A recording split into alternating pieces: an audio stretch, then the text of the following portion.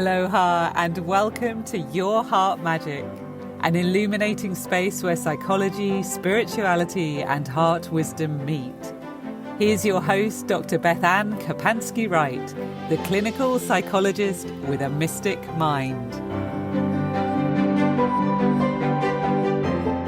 Aloha, everyone. Welcome to Your Heart Magic. This is Dr. BethAnne Kapansky-Wright, and today we are continuing our Archetypes of the Tarot series, and we are talking about the card strength and talking about how do we stand in our strength. Where might we be exhibiting strength in our life and not fully tapping into an awareness of just how strong we are? And how do we build this beautiful quality and characteristic within ourselves? So the strength card in the tarot deck, just for a little bit of an overview, means very much what it sounds like. It is a card about strength. But in the deck itself, the card often is a picture of a woman, and she has her hands on a lion. Sometimes it is on the jaws of a lion. Sometimes it's pictured petting a lion. And there's this sense of somehow she's tamed the lion through love and through divine feminine energy. And the card itself, the archetype of strength, is not about external strength. This is not a card of some like brawny, super strong person, and they've like conquered the lion by brute force and they have it down on the ground and they've tamed it that way. This is about the idea that inner strength is what true strength is, that gentleness and learning to move through life in a way that exhibits moral fortitude and perseverance and endurance and strength of character is really what this kind of strength is about. And it's interesting, in the deck itself, originally strength was card number 11, but it's sometimes shown as card 8, and it often is now in many decks. And there's a whole history behind that with I think the writer Smith Tarot, and they decided to flip 8 and 11, which used to be justice and strength, and make strength 8 and justice 11. And there was a whole rationale behind it because it corresponded to something astrologically that they thought was more of the progression and reflection of the tarot. So just for clarification purposes, I have been moving through the deck in order, and I chose to make number 8 today strength. Sometimes it is justice, and that is from the original, but we're not really focusing on like tarot lore and what's the best way of doing things today. So for the purposes of today's podcast, we'll just keep 8th as strength and leave it at that. And I think that this is it's a beautiful card to receive in a reading. Oftentimes, if I am using cards for myself or if I'm pulling them for somebody else and I receive the card strength, to me, that feels like a reminder from the universe, from our higher self, that we have the strength to make it through something. And what's interesting, I think, about the concept of strength is that oftentimes we might not feel particularly strong when we are, in fact, exhibiting quite a bit of strength. I think it's very common for people that we might look to and say they seem to have really good character and I admire their journey. They seem like they have really lived through some things and experienced some things, and they've done it with a sense of integrity and some form of an attribute that we might look at and say, wow, there is a really strong person. And if you were to ask that person how they felt when they were going through the thick of challenge or change and ask them, did you feel strong during it? They probably would say, oh my gosh, not at all. I was absolutely terrified, or I didn't know that I was going to make it through, or it felt like it was so insurmountable and I just couldn't see my way out of this situation. And so strength is an interesting thing because people who tend to talk about how strong they are and really put on this show of like, I am Teflon, like nothing gets to me, life can give me hits and I'll just take them and keep on coming. A lot of times what they're projecting outwardly might not necessarily match what's actually happening inside of them. And oftentimes people who are the strongest are not out there shouting about it. They might not have the loudest voice in the room. They might not be standing behind a microphone giving a motivational or an inspirational speech. Sometimes they are. There are amazing individuals out there who are gifted with oratory abilities and a ability to speak, and they truly have the character and they have the amazing story. But oftentimes it is somebody who looks really unassuming or whose journey we know nothing about because they don't talk about it, or it's something they've experienced within themselves. And so we have no idea what they've really survived, who truly exhibit this beautiful energy of inner strength. And I think inner strength in the tarot, it is associated with the divine feminine. This is not so much a card, again, of external masculine strength, willpower, action. It's really about the intelligence of love and knowing that there are many ways to overcome obstacles. And sometimes we do need to go through something head on, and we have to really gird ourselves up and really put our warrior energy on. But sometimes we overcome an obstacle by simply going around it. Or maybe we find a side door that we are able to take it by surprise and it never saw it coming. I think that parable of David and Goliath from scripture really speaks to the idea that, David, and in the scripture, I believe it was really about faith, but, true faith, whatever we believe in, it is about love. And it's about having a spiritual connection and a relationship with something higher than ourselves and believing in a power that is bigger than just our own might, our own ego, our own resources.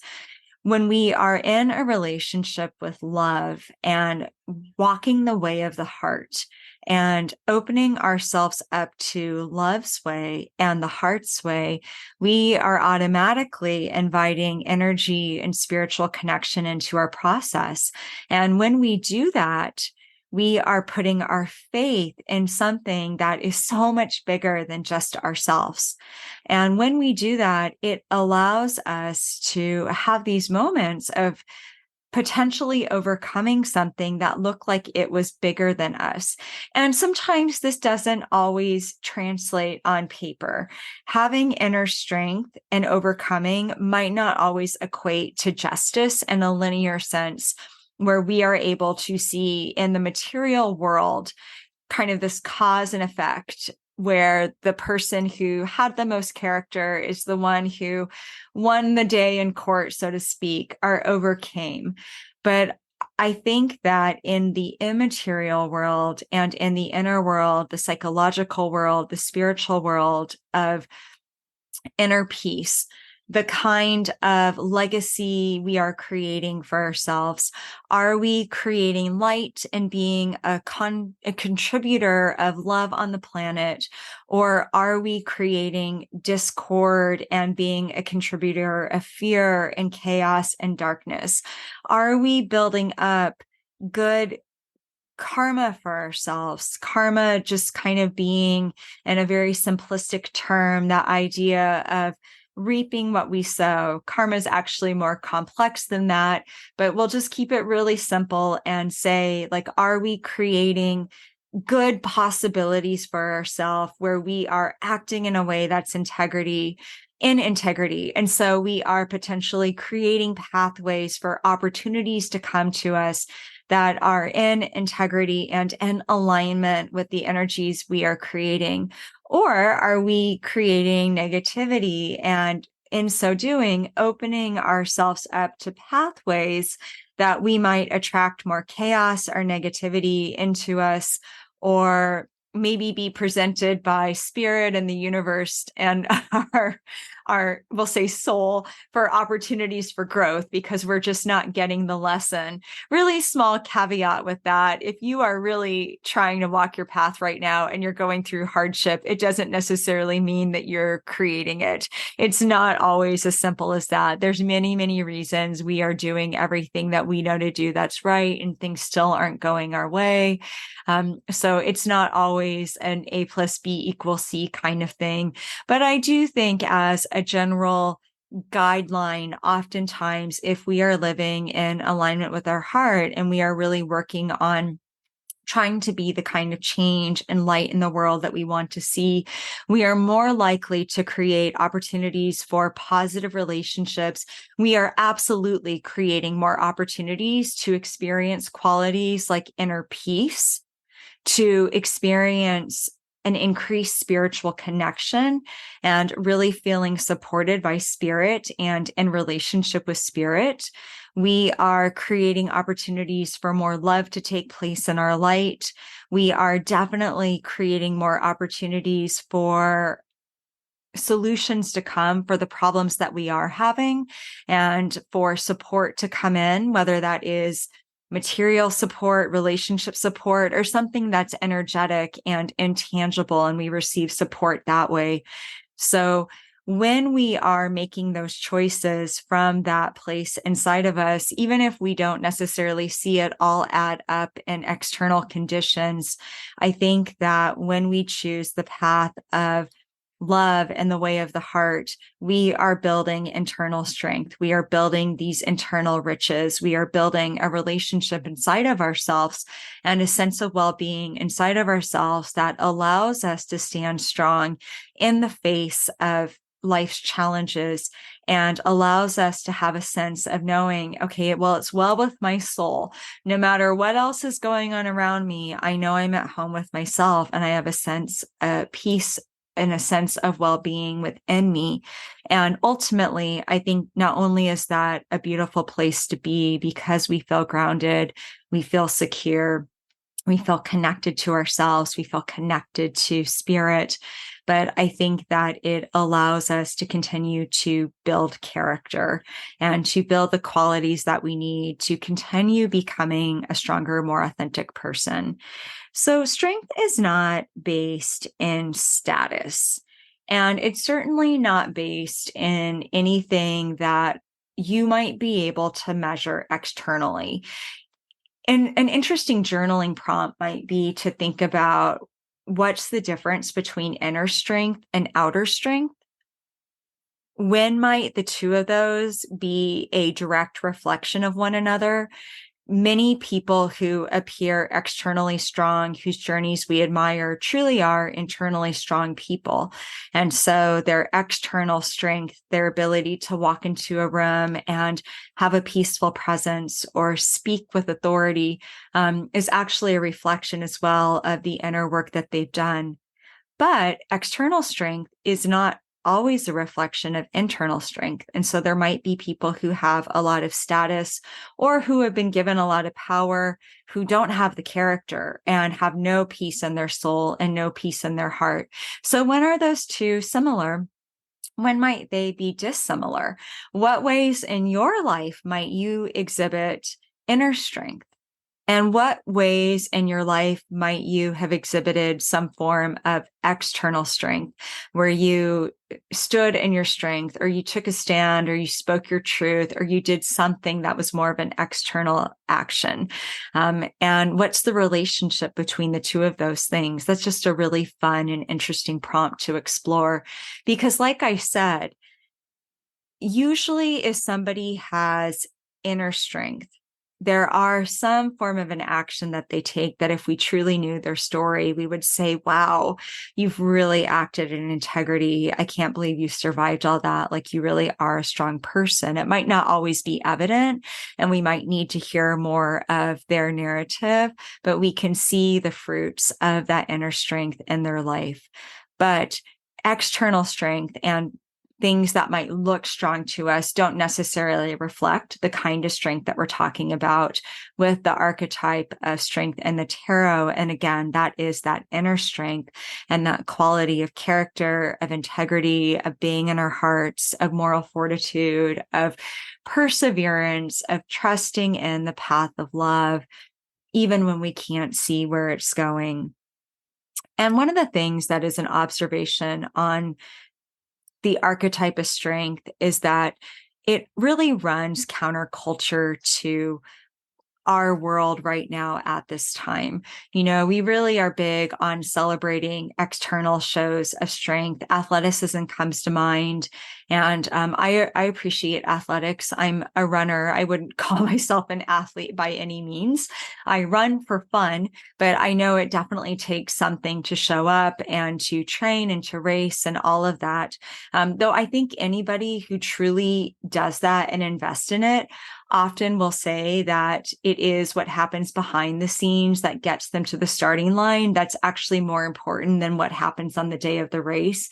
And it is all the invisible moments in training where you want to quit, or you don't feel like you're doing your long run that day, or you had to walk during a race because you were experiencing, I don't know, some form of malaise or something like that, and you just wanted to bail and you didn't. That really, it is that inner, sort of the inner gifts that are received from the endeavor that truly give to the person, and the external part is just the accomplishment. But I think we could look at the breakdown of just salaries and what people are paid and how they're well paid to say that our values as a whole, as a society, not necessarily those who are listening to this podcast, but kind of the norm right now is to award a lot of money to people who sort of have these external exhibitions somehow of strength or status or power or something like that. And we tend to award influencers and people that we think have some sort of a prowess. And a lot of times on a very superficial level, we might look at that and say, wow, that person's really strong. And sometimes I will talk to people and they will say, I feel like I should be doing more. I should be more productive. I should be building my resume more, as if somehow accomplishments equal a show of strength and a show of success. And I think that one of the beautiful things about this card and the tarot deck is that it really reminds us that it's okay to run counter to that culture of celebrating this sort of immediate success, ambition, strength-driven, looks good on paper kind of push right now, and instead really turn inwards and try and celebrate instead. Am I staying in my heart? Am I working on my inner growth?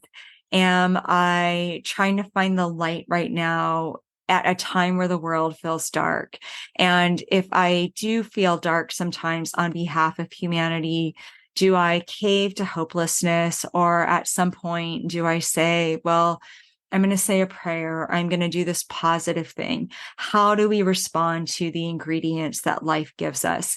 Do we choose to be defined by them and fall into the space of victimhood or feeling like I am this story, this thing that happened to me? Or do we use that as alchemy and use it in a way to kind of mix ourselves up, and from that create more fortitude, more integrity, more realness, more authenticity? And that journey of the heart is counter to the direction that most seem to be going in this world right now. It's definitely counter to what is trending for the most part.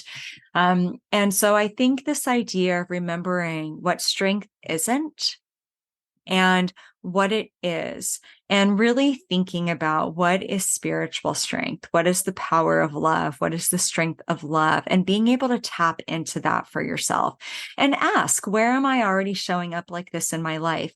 There's always more we can do. Part of the information shared on this podcast is inspiration and it's an aspiration. It's the idea that these are these overarching principles that in our own unique way, we can all aspire to embody in more meaningful ways. But at the end of the day, I think it's really important to be able just to look at where we're at right now and understand that's enough, that we can inspire and we can aspire and we can grow and we can always do better. But part of strength is also being able to say, I'm also well and good and beautiful right now. I am perfect where I'm at. And I don't have to change anything about myself to be more accepted by spirit, to be more lovable, to be more deserving. I already am all those things. I already belong in the eyes of the heart. I already am beautiful. I already am filled with light. We can be complete and still working on our growth because we tend to be growth oriented, right? That's why the soul is on this human journey to experience growth and to have these new experiences. So we can be growth oriented while also knowing how to be content where we're at. And that contentment is an invitation to really look at your journey right now and say, how can I be content in the strength that I've already brought to the table? How am I already showing up in a way that exhibits the qualities of inner strength and exhibits the qualities of the way of the heart and authenticity and a spiritual connection and love's way? How am I already doing that? And really reflect on that and figure out what is your unique way that you are already like this badass, awesome being who's rocking your inner strength, even if it's not evident to anybody else around you. Something else about strength that is something that none of us really ever like to hear, but I found it to be true, is that strength is something that usually is developed through trials and tribulations. It's developed through challenges. And certainly there are people who just have a maybe stronger sense of some of those internal qualities. Sometimes it might just be like who they are as a soul, and they came into this world with it. Sometimes they are not only blessed, but have that privilege of being raised in an environment where they are kind of taught to exhibit those qualities. And other people might not have that advantage. And so they have to scramble more and they have to take some wrong turns and really find that for themselves. So sometimes some of it might already be in us.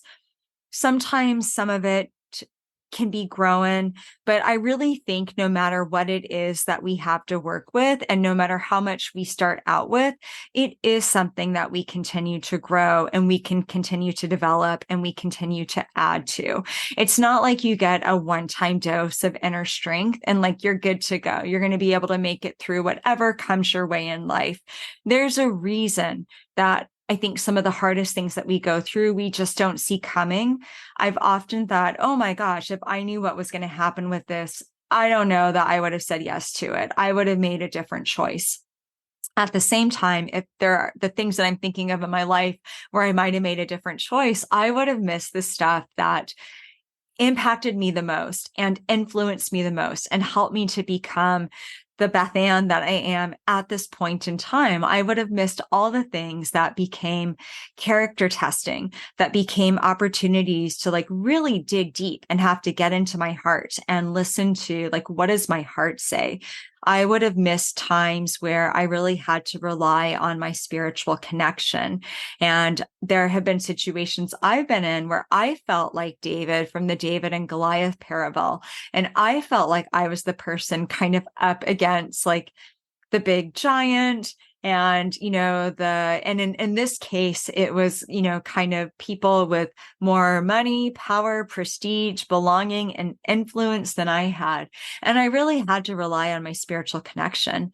I really had to rely on being creative being resourceful, I had to rely on things that were not status bound because at the time I wasn't as connected to those things. And I really had to dig deep and find new qualities about me that I might not have been aware were there 5 years before or 10 years before, or the way that I would have navigated the issue at that point in time would not have been in the same way because I didn't have that strength developed yet. I didn't have that aspect of strength. So if it's helpful to think about inner strength as this evolving concept, or if it was a collage and an art project, and we are continually adding new colors to it, there are certain colors that we are going to bring into our strength palette that we might not have previous to an experience. And then that experience gives us that. And that allows us the next time something similar comes along to sail through it with more ease, or to say, oh, this challenge is no problem. I've gotten really good at doing this because I've done it before. But oftentimes, in order to get to that place, we have to go through that place of scrambling and not knowing and feeling like we're not going to make it and feeling like we are in a dark night of the soul. And so I think that's something that I've heard from people before when they're going through a hard time. I don't know that anybody likes to hear something along the lines of, well, it wouldn't be happening to you if you couldn't make it through. That's sometimes helpful, but a lot of times not helpful, especially if you feel like you're drowning. And I'm thinking of a line from As Good as It Gets, where Jack Nicholson says, like his character does, he says, Melvin Udall, I'm drowning here and you're describing the water. And I think that's how it feels when somebody gives us this sort of platitude of like, well, God wouldn't have given it to you if you couldn't handle it, or you're the strongest person I know. You're going to be okay. You're going to make it through this. Oftentimes when we're the one who feels like we're really struggling, we just want to hear something that is validating and saying, I hear that you feel like you're going under right now. And I have to believe that since you've made it this far in life, you will find what you need to make it through. I believe in you. And I know right now you might not believe in yourself, but I believe in you. And I'm going to kind of stand here as a pro you, a believer in you, and kind of hold some faith for you right now as you find your way through this. And I'm here as a friend or a support if you need me. You've got a lot of light in you, and the light always helps us find the way through. And it's hard to hear that when we're the one in it. And it's hard to receive those words. And yet there is also truth in those words that if we can draw on our strength and stay connected to the light inside or the love inside, it allows us to see our way through. I often think about inner strength as staying connected to love. And I've talked about on Your Heart Magic before this idea of, can you find the love in the situation? And it's not like there's one answer for that. I use this principle in my life. So it's something that I do feel fairly well versed in. And the answer to this question for me is almost always different. I will look at different situations in my life and say, okay, BethAnne, like, what's the love in this right now? Like, how can you love yourself through this? And sometimes the response is really simple. It might be just be compassionate to yourself. It might be, this is an opportunity for extreme self-compassion. That's always a beautiful way to find the love in a situation. It might be, this is an opportunity to rely on my spiritual connection. And as that connection shows up for me, I really feel supported. That's a facet of love. It might be, wow, it is tough to find the love right now, but I'm really learning about the stickiness and the messiness of the human journey. And something that I know for myself is that whenever I have those hard lessons, lessons on being human is what I call them, I almost always come out the other side with an increased sense of compassion or connection or ability to empathize with what somebody else might be going through. And so there's always something useful about them. Sometimes the love is just grace and being like, it is so hard humaning. And I don't know what the love is in this situation, but I can find the laughter. and I can find the humor in what a mess this is, and I don't know how to resolve it. And I am not the first person to feel this way throughout the whole history of humanity. Sometimes the way that I find the love is by drawing on what I call the collective well of hope of humanity, and just remembering, like, I am not the only person at this point in time or any point in time who's felt these same ways. Somebody else out there, many people throughout history at different points in time have probably had a similar experience, and somehow they figured it out. And so maybe I can too. So there's always a way to find the love.